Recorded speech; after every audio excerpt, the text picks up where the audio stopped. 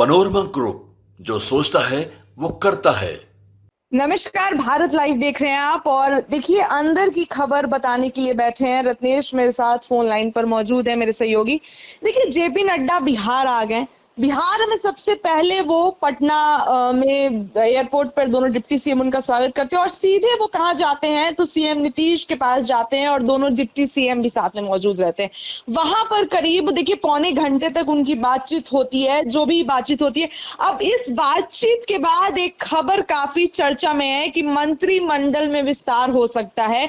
JP Nadda से विधानसभा चुनाव के बारे में भी बात हुई, उपचुनाव होने हैं उस पर भी बात हुई और मंत्रिमंडल में भी फेरबदल हुई। देखिए, इस बात की चर्चा हम बहुत पहले से करते आ रहे हैं कि मंत्रिमंडल में विस्तार हो सकता है, सीएम मंत्रिमंडल में विस्तार कर सकते हैं। जब आप कहिए तो हरी सैनी जब मिलने गए थे सीएम से, उस समय से इस बात की चर्चा थी। एक बार और ये चर्चा जो है फ्रेम में आने लगी है। तमाम मुद्दों पर चर्चा करेंगे। हमारे साथ हमारे सहयोगी हैं रत्नेश। रत्नेश, अब जेपी नड्डा आए थे, अभी तो हालांकि वो बिहार में ही है, आज वो चले जाएंगे, आज वो दिल्ली चले जाएंगे, लेकिन इस सीएम नीतीश से वो मुलाकात किए हैं। क्या बात हुई है मंत्रिमंडल को लेकर? अब देखिए खुशी, जिस तरीके से बिहार में राजनीतिक माहौल बदला है, नीतीश जी। कुमार जब से तेजस्वी यादव से मुलाकात की है तब से इस बात की चर्चा है कि नीतीश के मन में आखिरकार क्या चल रहा है। 2022 का वो समय आप याद कीजिए, जब 2021 का वो समय याद कीजिए, जब इसी महीने के आसपास में तेजस्वी यादव बिहार में जाति आधारित जनगणना और देश भर में जाति आधारित जनगणना कराने की मांग को लेकर नीतीश से मिले थे। जी। जब तब नीतीश एनडीए गठबंधन के ही हिस्से में थे और ये नीतीश कहीं नहीं जाएंगे, इस बात की लगभग मतलब ये पुष्टि थी खबर की। लेकिन जैसे ही जाति आधारित जनगणना की बात आती है, जैसे ही यही जेपी नड्डा है जिन्होंने जनवरी के महीने में एक बयान दिया था यही राजधानी पटना में आकर कि जो बिहार की छोटी पार्टियां हैं उन्हें समाप्त कर दी जाएंगी। मतलब छोटी पार्टियों का बहुत ज्यादा वैल्यू रह नहीं जाएगा 2024 के चुनाव में। ये सभी को या तो मर्ज कर लिया जाएगा या फिर इन सभी को कहीं और सेट किया जाएगा। अब इन्हीं छोटी पार्टियों के बदौलत वो सरकार में है। जेपी नड्डा को ये पता नहीं था, इतने ज्यादा ओवर कॉन्फिडेंस वो हो गए थे कि उन्हें लगा था कि भाजपा अपने दम पर सरकार 2024 में बनाएगी। लेकिन 24 का चुनाव किस हालत में हुआ है, किस परिस्थिति में हुआ है, ये आप सभी को पता है, सभी दर्शक जानते हैं कि नीतीश कुमार, चंद्रबाबू नायडू या फिर इनके अलावा जो छोटी छोटी पार्टियां हैं, इन पार्टियों के बदौलत ही ये सरकार इस वक्त देश भर में चल रही है। चल रही है, बिल्कुल। तो कहीं ना कहीं उन छोटी पार्टियों पर अब ध्यान देना बेहद जरूरी है। तो जेपी नड्डा जिस डैमेज को उन्होंने किया था उस डैमेज को अब कंट्रोल करने की कोशिश कर रहे हैं। जैसे ही नीतीश तेजस्वी से मिलते हैं, भाजपा को डर लगने लगता है कि भाई अब सरकार हमारी गिर सकती है। नीतीश अगर किसी भी वक्त यहाँ से हटे तो इतना तय मानिए कि सरकार हमारी खत्म, केंद्र में भी बिहार में भी। मोदी की कुर्सी छिन जाएगी और मोदी की कुर्सी छिनेगी तो भाजपा, मुझे नहीं लगता है कि आने वाले 29 और 29 के बाद वाले समय में भी फिर से सत्ता में आएगी। क्योंकि जो स्थितियां इस वक्त देश भर में हुई है हरियाणा चुनाव को आप देखिए, जम्मू कश्मीर में देखिए, हरियाणा में जिस तरीके से एक के बाद एक टिकट कटे हैं तमाम विधायकों के, उनमें नाराजगी है। वही स्थिति इस बार भी लोकसभा में बिहार में किया गया।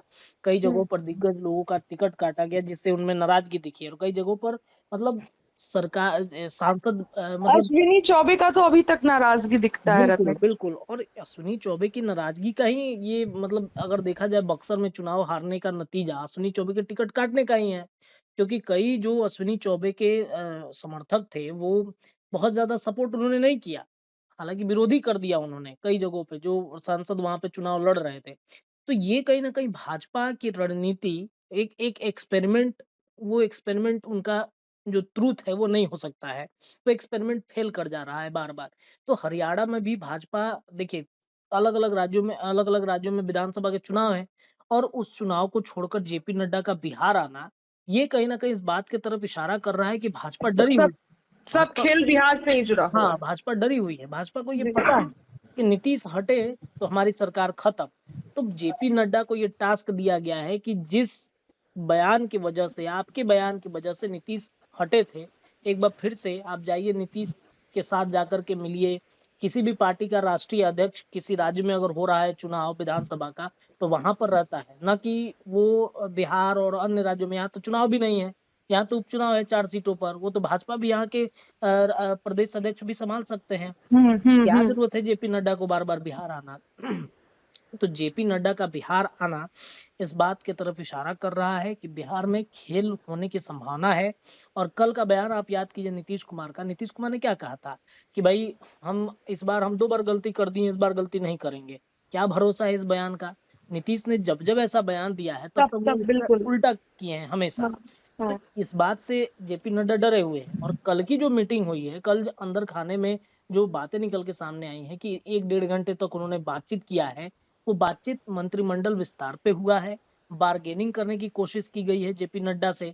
जेपी नड्डा बार्गेनिंग कर रहे थे कि आप अब कहीं मत जाइए, आप जो कहिएगा सो माना जाएगा। जितनी सीटें आप चाहते हैं उन सीटों पर भी हम बातचीत करेंगे केंद्र सरकार से, जाकर के नरेंद्र मोदी से, अमित शाह से बातचीत करेंगे। वो बार्गेनिंग हो रहा था वहां पर। वो सिर्फ फोटोबाजी जो दर्शकों के बीच दिख रहा है, जो लोगों के बीच दिख रहा है कि सब खुश हैं, सब बड़े अच्छे से नीतीश कुमार से मिल रहे हैं, दरअसल वो सिर्फ दिखावा है। लेकिन अंदर से जो बात सामने आई है वो मंत्रिमंडल विस्तार को लेकर के हुआ है। आपको पता है कि भाजपा के कई ऐसे मंत्री हैं जो इस वक्त मतलब मंत्रिमंडल में है, तो जातीय समीकरण के साथ सेट किया गया है, लेकिन नीतीश कुमार के आंखों पर वो चढ़े हुए हैं। बिल्कुल। भले ही नीतीश कुमार किसी भी गठबंधन में रहे, चाहे महागठबंधन में रहे या फिर एनडीए गठबंधन में रहे, जिस मंत्री पर उनकी नजर टिक जाती है ना, समझिए मंत्री की कुर्सी भस्म। होता था ना पहले के समय में कि देवता अगर किसी को देख लिए, मतलब किसी असुर वगैरह को, तो भस्म हो जाता था। वैसे ही स्थिति। अब दर्शक ये ना समझे कि भाई असुर कहा जा रहा है चाहे कुछ कहा, ये जस्ट एग्जाम्पल है। एक एग्जाम्पल दे रहा है, और एक सीएम एग्जाम्पल नीतीश है। ये चीज करते भी हैं ये रत्नेश, करते कोई नई आप बात नहीं। देखिए ना, महागठबंधन में जैसे ही नीतीश कुमार की एंट्री होती है, कौन कितने स्वर्ण नेताओं की कुर्सी की बलि चढ़ गई मंत्रिमंडल में। आपने देखा कार्तिकेय मास्टर की बलि चढ़ गई, इसके अलावा कृषि मंत्री के विधि व्यवस्था की मंत्री की, कई लोगों की मतलब कुर्सी की बलि चढ़ी है। तो नीतीश कुमार से जेपी नड्डा की कल की जो मुलाकात हुई है, ये नीतीश कुमार ने कह दिया है कि कई भाजपा के मंत्रियों का हम इस बार मतलब पत्ता काटने वाले हैं। हम्म। इसके लिए आप विरोध नहीं कीजिएगा, इसके लिए आप ये नहीं कीजिए, क्योंकि नीतीश कुमार देखिए भले ही कुछ भी हो, लेकिन नीतीश कुमार अपने काम के बदौलत जाने जाते हैं। नीतीश चाहते हैं कि जिस विभाग में हम मंत्रियों को रखे हैं उस विभाग में काम किया जाए, उस विभाग में मंत्री अपने हिसाब से काम ना करे। समझौता नहीं। समझौता नहीं, काम से कोई समझौता नहीं, तो वो नीतीश तो चाहते हैं कि रत्नेश, एक सवाल आ रहा है, क्या जेपी नड्डा से ये भी बात हुई होगी कि बीजेपी मंत्रिमंडल का जब विस्तार करेंगे तो बीजेपी के नेता जो है उनकी भी कुर्सी जा सकती है? बिल्कुल वही मैं बता रहा हूँ कि कई बीजेपी के ऐसे मंत्री हैं जिनकी कुर्सी पर खतरा है इस बार। जी और जी। नीतीश, और ये भी नहीं है कि मतलब उनकी मंत्रिमंडल अगर हट जाएगी तो बीजेपी का कोई विधायक मंत्री नहीं बनेगा, ऐसा नहीं है।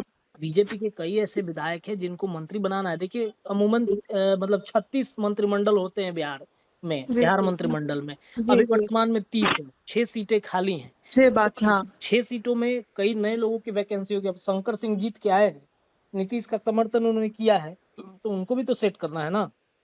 25 में मान लीजिए कि रुपौली उपचुनाव है, रुपौली उपचुनाव में शंकर सिंह जीत के आए, और वो शंकर सिंह अगर 2025 में बड़ा वोट बैंक बनकर अपने क्षेत्र में आए, उनको मंत्री बना दिया जाए, तो एक एक सीट तो नीतीश कुमार के पास सेफ रहेगा ना रुपौली का। विधानसभा के चुनाव में भी कई ऐसे विधायक है जिनको अभी तक मंत्री नहीं बनाया गया। आपको हाँ। याद होगा कि फ्लोर टेस्ट के समय यही विधायकों की नाराजगी थी कि हम हमेशा भाजपा के लिए, जदयू के लिए मतलब काम करते हैं, लेकिन हमें क्या मिला। यही विधायक भागने के फिराक में थे, हमें मंत्री नहीं बनाया जाता है, बार बार नीतीश कुमार पलटते हैं, तो हमारी क्रेडिबिलिटी खराब हो जाती है बार बार। तो उन सभी मंत्रियों को सेट करना है। जदयू के अंदर भी कई ऐसे विधायक है जिनमें नाराजगी इसी बात को लेकर के रहती है। तो नीतीश कुमार मंत्रिमंडल में बड़ा फेर बदल करने वाले हैं। जेपी नड्डा ने भी सहमति दिया है कि ठीक है, आप जो ही अपने हिसाब से करना चाहते हैं आप कीजिए, हम उसमें कोई बहुत बड़ा इंटरफेयर नहीं करेगा। जिस हरी सैनी की आप नाम ले रहे हैं, जिस जी। हरी सैनी के बारे में आपने बताया, उनके बारे में हम आप सभी दर्शकों को बता दें कि उनकी कुर्सी पर भी खतरा है। बिल्कुल, वो हरी मिल। हरी सहनी की कुर्सी खतरे में है। हरी सहनी की जो मंत्रिमंडल की बातचीत आप कह रही हैं, वो जी जी। उनकी कुर्सी खतरे में है। इस वजह से वो नीतीश कुमार से बार बार मिलते जा नजर आते हैं। नजर, हाँ। देखिए हरी सहनी को क्यों लाया गया था? मल्लाहों के एक वोट बैंक को साधने के लिए। क्या हरी सहनी के वो क्या हरी सहनी ने मल्लाहों के वोट को खींचा क्या? नहीं बिल्कुल खींच पाए। बिल्कुल नहीं, मल्लाहों बिल्कुल। के एक बड़े नेता के तौर पर आज भी मुकेश सहनी है। अगर मुकेश सैनी की एंट्री करा दी जाती है एनडीए गठबंधन में, जो कि लगभग तय है कि एंट्री होगा ही होगा, अगर एंट्री कराकर उनको एमएलसी की सीट या कोई कहीं पे सेट करके उनको अगर मंत्री बना दिया जाए, तो नीतीश कुमार के हाथों, एनडीए के हाथों एक मलाहों का वोट बैंक तो रहेगा ना। अगर नीतीश भागते भी हैं तो भाजपा के पास तो एक मलाह का वोट बैंक रहेगा। हरीश सैनी की वजह से बहुत ज्यादा मलाह खुश नहीं रहते हैं, बल्कि उनसे नाराज ही रहते हैं बहुत ज्यादा। और इतना आप जान लीजिए कि हरीश सैनी अपने विभाग में बहुत ज्यादा काम भी नहीं कर रहे हैं। तो ये हरीश सैनी की बात हुई, और भी ऐसे कई विधायक हैं, कई ऐसे मंत्री हैं जो जिनकी वोट कुर्सी बैंक साधने का काम नहीं किए। काम नहीं किए, प्लस वो मंत्रिमंडल में अपना काम भी नहीं कर रहे हैं, जिस वजह से नीतीश नाराज है। ट्रांसफर पोस्टिंग को लेकर के वो बेचैन रहते हैं, लेकिन बिना नीतीश के सहमति के ट्रांसफर पोस्टिंग होता नहीं है। तो जेपी नड्डा से इसी विषय पर चर्चा हुई है, और जेपी नड्डा जैसे ही बिहार से जाएंगे, आप देखिएगा मंत्रिमंडल विस्तार को लेकर के, चूंकि अब चर्चाएं तेज हो गई है, तो मंत्रिमंडल विस्तार को लेकर के इस बात की चर्चा तेज हो और ये जाएगी। चर्चा बहुत पहले से थी रत्नेश, लेकिन ऐसा क्यों जब जेपी नड्डा आए तभी इस बात की चर्चा को और मतलब एक हवा मिल गया, बेस मिल गया कि अब इस बात की और चर्चा तेज हो गई है। देखिए, नीतीश को बार्गेनिंग करने का मौका मिल गया ना। जी, तेजस्वी जी। यादव से मुलाकात हो गई तो बीजेपी भी डरी हुई है कि भाई किसी भी वक्त नीतीश कुछ भी कर सकते हैं। तो नीतीश को एक बड़ा मौका मिल गया। अब पहले करते तो थोड़ा सा विवाद हो सकता था, लेकिन अब चूंकि क्या है कि तेजस्वी मिल गए हैं, तेजस्वी मिले हैं, तो बीजेपी को इससे हाँ, डर है कि हो हाँ। सकता है कि अगर मतलब मंत्रिमंडल विस्तार अपने हिसाब से अब हम कर सकते हैं, कोई दिक्कत नहीं है। बीजेपी पहले विरोध कर सकती थी, लेकिन अब विरोध नहीं करेगी। अब जैसा नीतीश चाहेंगे वैसा ही करेंगे, भले विधायकों की संख्या ज्यादा हो या क्योंकि ये एक बात तो तय है ना कि मोदी नीतीश की वजह से चल रहे हैं, ना कि मोदी की वजह से नीतीश चल रहे हैं। तो ये कहीं ना कहीं बार्गेनिंग लगातार नीतीश कुमार कर रहे हैं। जेपी नड्डा आज जाएंगे, वैसे ही देखिएगा मंत्रिमंडल में बड़ा विस्तार होगा, और एक से एक दिग्गज मंत्रियों का टिकट जो है आप कटते हुए देखेंगे। कई मंत्री आएंगे भी तो रत्नेश। बिल्कुल, कई मंत्री, नए मंत्री भी बनेंगे, कई मंत्रियों का टिकट कटेगा भी। विधानसभा का चुनाव है और उनमें जातीय समीकरण भी देखना है, तो ये कहीं ना कहीं नीतीश भुनाने की कोशिश करेंगे, और मंत्रिमंडल विस्तार की आहट बिहार में शुरू हो चुकी है। चलिए, बहुत बहुत धन्यवाद रत्नेश। देखिए, जेपी नड्डा आज भर बिहार में, पटना में है, बिहार में है, दरभंगा वो जाएंगे, एम्स का जायजा लेंगे वहां पर, और उसके बाद आज 7 बजे वो दिल्ली के लिए रवाना, 8:35 में उनकी फ्लाइट है, 8 वो दिल्ली के लिए रवाना हो जाएंगे। लेकिन उसके बाद बिहार में आप समझिए तो मंत्रिमंडल विस्तार को लेकर और तमाम चीजें को लेकर एक बार फिर से बिहार में कुछ रणनीति सीएम नीतीश ने बनाई है, उसको एग्जीक्यूट वो कर सकते हैं। क्या कुछ होगा उस पर हमारी नजर रहेगी। बने रहिए अपने चैनल के साथ, अपनी राय रखिए। बहुत बहुत धन्यवाद। पनोरमा ग्रुप, जो सोचता है वो करता है। अगर ये वीडियो पसंद आई और वह बिहार के राजनीति और बिहारियत से सरोकार रखेनी तो सब्सक्राइब बटन दबा के चैनल के सब्सक्राइब कर ली। ओजे एगो घंटी बा, ओकरा बटन दबा देला से कुल सटीक और मारक खबर रुआ मुफ्त में मिल जाई।